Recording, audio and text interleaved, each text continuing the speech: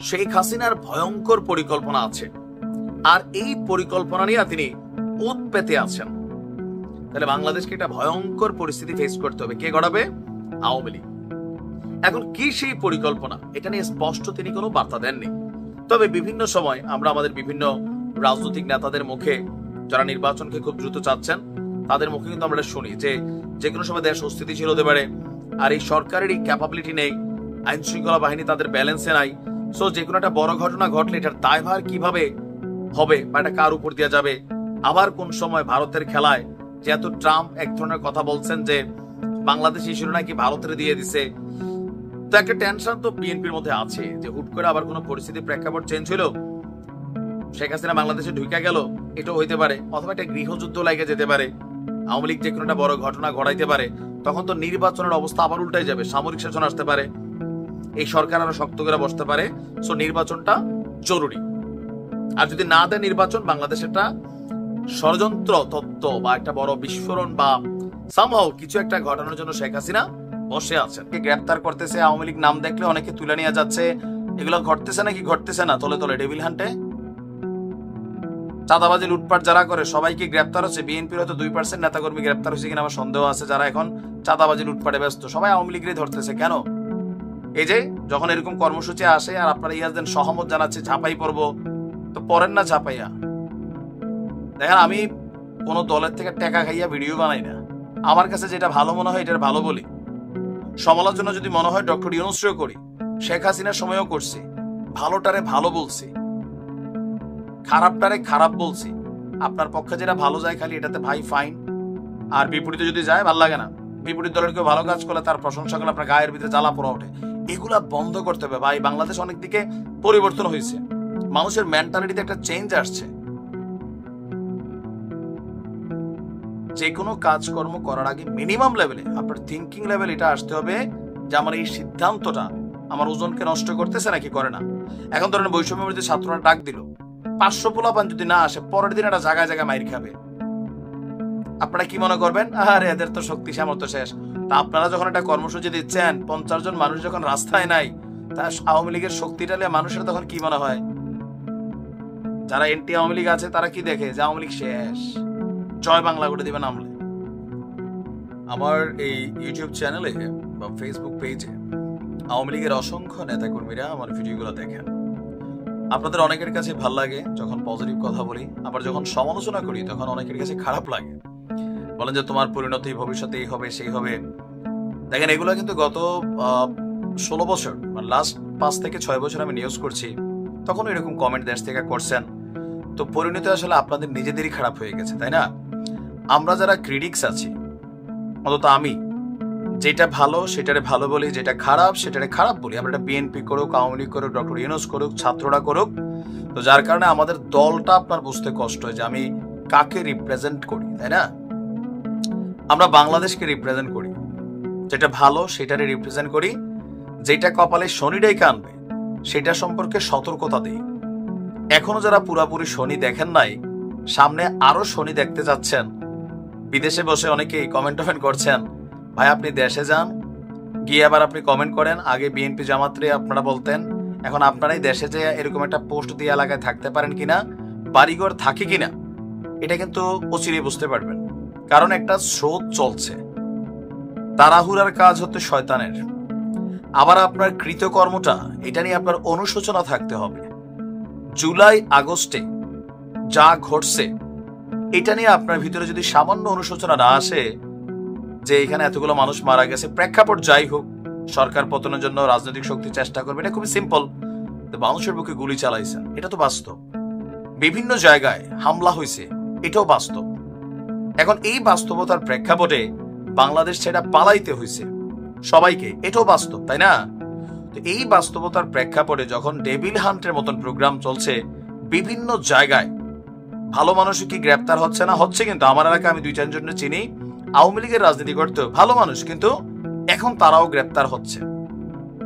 আর এর মাঝখানে যখন এরকম কর্মসূচি আওয়ামী লীগ দিচ্ছে, যারা দিচ্ছে তারা তো দেশের বাইরে। আওয়ামী লীগের সব এমপি মন্ত্রী দেশে আছে, 2-4টা ছাড়া সব দেশের বাইরে বিদেশে বসে আছে। তো বিদেশ থেকে বৈশা যে বক্তব্য দিচ্ছে এটার বাস্তবায়ন দেশে কে করবে? আপনারা। এই যে আজকে 18 তারিখ গেছে, সারা বাংলাদেশে আপনি দেখছেন হরতালের কোন রকম চিহ্ন। আপনি একটা হরতালের ডাক দিচ্ছেন, মানুষ এটার মধ্যে পাত্তা দিচ্ছে না, তাহলে কি হচ্ছে? আপনাদের নিজেদের ওজন নষ্ট হচ্ছে। গতকালকে একটা প্রোগ্রাম দিল কি মশাল মিছিল, এখন রাত্র 2টার সময় বের হইয়া 5 জন লোক আপনারা মশাল নিয়ে একটা মিছিল করলেন। এই আওয়ামী লীগের শক্তি বাংলাদেশ দেখে কি হাসবে নাকি আসলে ভাববে যে yes Awami League is back? আজকে 18 তারিখ সর্বাত্মক হরতাল ডাক দিচ্ছেন, লিখছেন কি সফল করবে জনগণ। এই মুহূর্তে আওয়ামী লীগের পক্ষে মাঠে নাইমা হরতাল সফল করবে এই জনগণ আপনি দেখান। আজকে সারাদিন দেখছেন। আমি কেন বলি দেখেন, এগুলোতে নিজেদের ওজন নষ্ট হয়, নিজেদের। আর এটার একটা বড় অংশ গেল 16 বছরে করে ফেলছেন। দলের যারা প্রকৃত তেগী নেতা কর্মী ছিল সবাইরে দল থেকে মোটামুটি একদম সাইড করে কাইটা বাটে ফেলাই রাখছেন। হাইব্রিড লুটেরা, বাটপার, চিটাররা দলের বিভিন্ন জায়গায় বসছিল। বসার পরে কি হয়েছে, ভিতরে ভিতরে দলের গোশ কাটছে। আর এখন আবার সেই দলীয় নেতা কর্মীদেরকে ডাক দিচ্ছেন, কিন্তু এই ডাকে যারা মাঠে নামতে যাবে রাইট নাও, যারা গ্রেপ্তার হচ্ছে, যারা বিভিন্ন জায়গায় হামলার শিকার হচ্ছে, মামলার শিকার হচ্ছে, তাদের পরিবারকে কি আপনারা খাওয়াবেন না? মানে দায়িত্ব নিবেন? রাজনীতিতে ফিরবেন, ফাইন, আপনাদের ধৈর্য থাকতে হবে। এত দ্রুত, এত তাড়াতাড়ি, মাত্র 6 মাস হয়েছে, বিভিন্ন কর্মকাণ্ডের জিনিস মানুষ কি ভুলে গেছে? ভোলে নাই।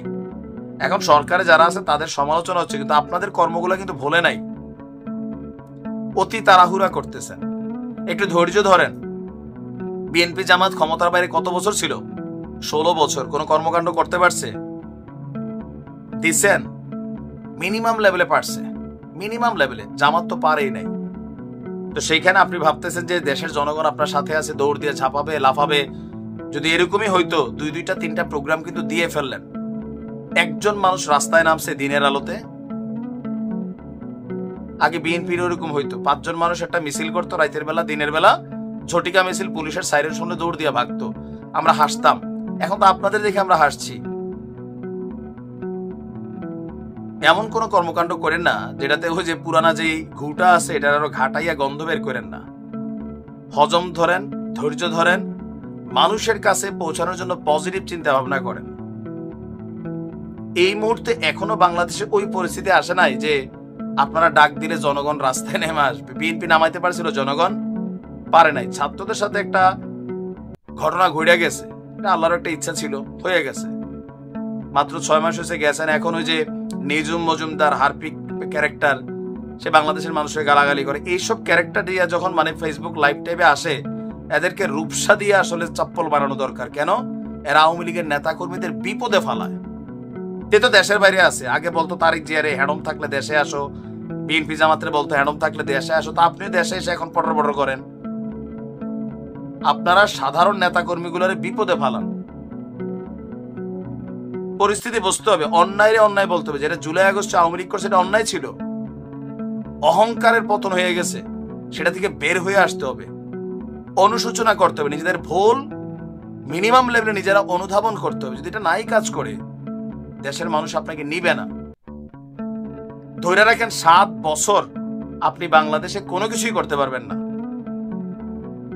একটা সরকার যখন আসবে, গণতান্ত্রিক সরকার, তখন তার আলোচনা সমালোচনা হবে, তার অন্যায় দুর্নীতি আসবে, মানুষের মন বিগড়াবে। এই কারণে বাংলাদেশের মানুষ ভুলা যায়, এটা হয়। কিন্তু এখন এত তাড়াতাড়ি কইরা আপনি একটা কর্মসূচি দিচ্ছেন, মানুষ নাই, কুত্তাও নাই রাস্তায়। আর এগুলোতে কি হচ্ছে, ডেভিল হান্টের মধ্যে যখন আপনারা এগুলো লিখতেছেন, এলাকার থেকে অনেকে এগুলো করতেছে, গোয়েন্দা তথ্যের ভিত্তিতে তাদেরকে গ্রেপ্তার করতেছে, আওয়ামী লীগ নাম দেখলে অনেকে তুলে নিয়ে যাচ্ছে। এগুলো ঘটতেছে নাকি ঘটতেছে না? তলে তলে ডেভিল হান্টে চাঁদাবাজি লুটপাট যারা করে সবাইকে গ্রেপ্তার হচ্ছে। বিএনপির হয়তো 2% নেতাকর্মী গ্রেপ্তার হচ্ছে কিনা আমার সন্দেহ আছে, যারা এখন চাঁদাবাজি লুটপাটে ব্যস্ত। সবাই আওয়ামী লীগেরই ধরতেছে। কেন? এই যে যখন এরকম কর্মসূচি আসে আর আপনারা ইয়াজদেন সহমত জানাচ্ছে, ঝাঁপাই পড়বো, তো পড়েন না ঝাঁপাইয়া। দেখেন, আমি কোনো দলের থেকে টাকা খাইয়া ভিডিও বানাই না। আমার কাছে যেটা ভালো মনে হয় এটার ভালো বলি। সমালোচনা যদি মনে হয় ডক্টর ইউনূসকেও করি, শেখ হাসিনার সময়ও করছি। ভালোটারে ভালো বলছি, খারাপটারে খারাপ বলছি। আপনার পক্ষে যেটা ভালো যায় খালি এটাতে ভাই ফাইন, আর বিপরীতে যদি যায় ভাল লাগে না। বিপরীত দলের কেউ ভালো কাজ করলে তার প্রশংসা করলে আপনার গায়ের ভিতরে জ্বালা পোড়া ওঠে। এগুলা বন্ধ করতে হবে ভাই। বাংলাদেশ অনেক দিকে পরিবর্তন হয়েছে, মানুষের মেন্টালিটিতে একটা চেঞ্জ আসছে। যে কোনো কাজকর্ম করার আগে মিনিমাম লেভেলে আপনার থিঙ্কিং লেভেল এটা আসতে হবে যে আমার এই সিদ্ধান্তটা আমার ওজনকে নষ্ট করতেছে নাকি করে না। এখন ধরেন বৈষম্য বিরোধী ছাত্ররা ডাক দিল, 500 পোলাপান যদি না আসে, পরের দিন একটা জায়গায় জায়গায় মাইর খাবে। আপনারা কি মনে করবেন, আরে এদের তো শক্তি সামর্থ্য শেষ। তা আপনারা যখন একটা কর্মসূচি দিচ্ছেন, 50 জন মানুষ যখন রাস্তায় নাই, তা আওয়ামী লীগের শক্তিটা নিয়ে মানুষের তখন কি মনে হয়? যারা এনটি আওয়ামী লীগ আছে তারা কি দেখে যে আওয়ামী লীগ শেষ, জয় বাংলা করে দিবেন আমলে। সো মাঝে মাঝে মনে হয় আওয়ামী লীগের ঊর্ধ্বতন নেতারা যারা আছেন এখনো এদের মেন্টালিটিতে পরিবর্তন আসে নাই। আসবে, সময়ের সাথে সাথে সবই হবে, বুঝতে একটু সময় লাগবে, বাট বুঝবে। গতকালকে যুক্তরাষ্ট্রের প্রেসিডেন্ট ট্রাম্পকে উদ্দেশ্য করে জেলেনস্কি যে বার্তা পাঠাইছেন, খেলা কিন্তু টোটালি উল্টা ঘুরে যাবে। ট্রাম্পের পুঙ্গিতে আগুন ধরে দিবে, কারণ ট্রাম্প না শুনতে রাজি না। ট্রাম্প কয় হোয়াট, জেলেনস্কি কয় ইয়েস, আই সেড ইট। আপনি কাহা? আমি বলছি। কি বলছি? দিতাম না। কিতা করবে? বজ্জতা কিতা গরম পুতিন রে দিয়া এমন পুতান পুতামো তুমি টের পাইবা জেলি। গেল কয়েকদিন আগে বাইডেন সরকার ক্ষমতা থেকে সরার পরে একটা অনুদান পেন্ডিং ছিল ইউক্রেনের জন্য। তো ট্রাম্প ক্ষমতায় আসার পরে সেই অনুদানটা আপনার জেলিরে পাশ করে দিছে। বাট কসিকা জেলি দেখো অনেক তো ঋণ হইয়া গেল, করবা কিতা, প্ল্যানটা কি? কাকা এখন কিতা করতাম কন, আমি যুদ্ধটা তো চালান লাগবো, পুতিনের চান কাকা কত, তোমার প্ল্যানটা কি? দেখো প্ল্যানটা তো নাই, তবে দিয়ালাম কাকু, বিশ্বাস করেন যুদ্ধরাত খালি জিতাই দেন, দিয়ালাম কাকু। শোনো, এত বাহি বক্কা দিতাম, একটা কাম করো, খনিজ সম্পদ গুলা আছে আমরা দিয়া তো আমরা লইয়া যাই, যুদ্ধ করো তুমি, লাগলে দে আমারও বেশি, আমরা লইয়া এলাই। তো জেলিরও আবার মাথার ভিতরে গিলু আছে, সরকারও লোক আছে, জনগণ প্রতিবাদ করে বসছে, কই আমরা যুদ্ধ চাই না। এখন স্বাভাবিক, এবার তো ইউক্রেনের প্রেসিডেন্ট, ইউক্রেনের জনতার দাবির মুখে গতকালকে যুক্তরাষ্ট্রকে কোন ধরনের খনিজ সম্পদ দেওয়া হবে না ঘোষণা দিয়েছে জেলি। আপনার এটা তার স্পষ্ট সাফ অ্যান্সার। একই সঙ্গে রাশিয়ার প্রেসিডেন্ট ভ্লাদিমির পুতিন শান্তি চান না বলে মন্তব্য করেছেন।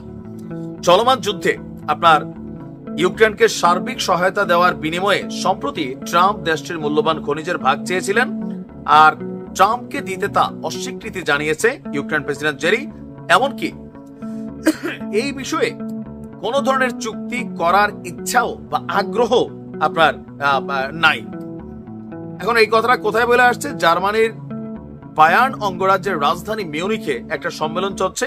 সেই সম্মেলনে সে বলছে যে কিয়েভ এবং মস্কোর মধ্যে শান্তি চুক্তি বিষয়েও বিস্তারিত আলোচনা হয়েছিল।